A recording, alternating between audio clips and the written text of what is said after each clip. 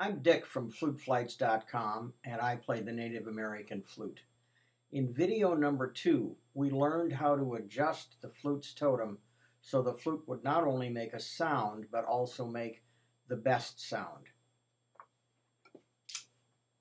This is the flute we use to make our setting on. Once you know where the totem's position should be in relation to the hole that has the labium or edge, the labium is the feature that actually generates the sound. Positioning the totem, that's this, is fairly easy, but messing with the leather thongs and nudging the tied down totem to its best sounding position still takes a certain amount of fussing.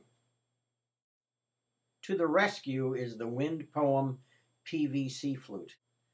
This might not look so much like the Native American flute style we're used to seeing, but it plays exactly like a Native American flute. It's just made from more modern materials. Let me show you.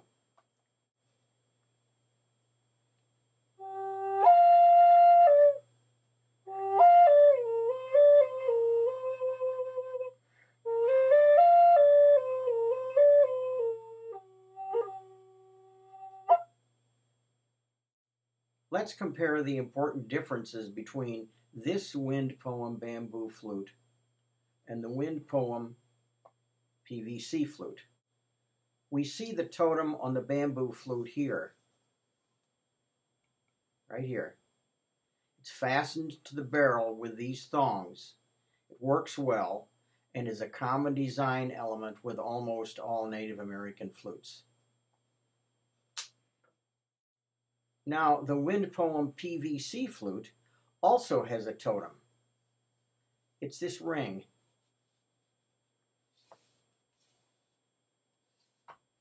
It slides easily on the barrel, and like all Native American flutes, it has two holes with a partition in the barrel between the holes that divides the barrel into two sections.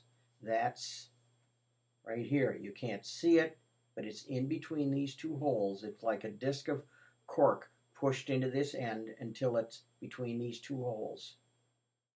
The first section has this outlet hole, and the second section has this outlet hole. But unlike the bamboo flute that has the restricted airway channeled out of the bottom of the wood totem, you can learn more about that in video number 2, the previous video. The airway on this flute is channeled out on the top of the flute barrel, so even if you rotate the ring, the airway is unaffected. I know it's difficult to see in this video, but the top of the barrel is flattened to allow air to go from this hole under the totem, the ring, and escape at a much higher velocity here, right here. It will escape at a higher velocity here. So if we cover this up, the air comes in, escapes through this first hole, is now trapped under the ring, but there's a channel there which squeezes down the volume of the air, and it escapes at a much higher velocity here. This is the labium, or the edge, where it splits and generates a sound wave, which in turn generates a compression wave in the barrel. We change the pitch by opening and closing holes along the barrel. And now let's experiment with something closer to the proper position. Well, we did say that it was just so it was very close to this near edge, but not on it. See if you can see that, how close that is. Let's see what this sounds like.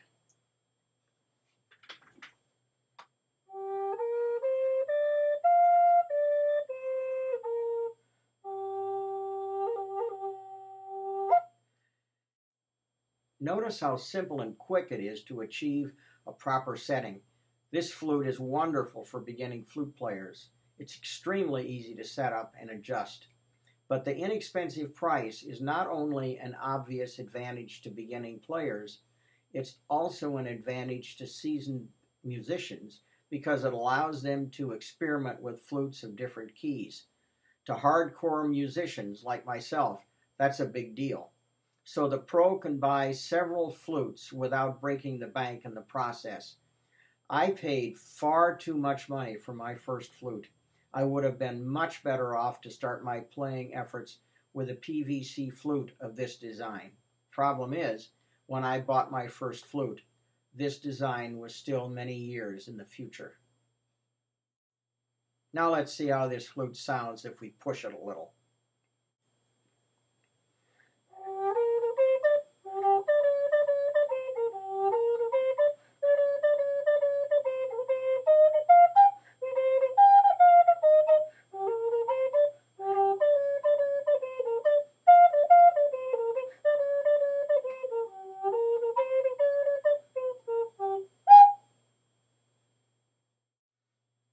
I love to play that tune. I've named this tune Hot Blues, and I composed it for the blues section of my Native American Flute tutorial package, Earth Flute. Both the tablature, which shows you exactly how to play it, and the MP3 of me playing it is in this package.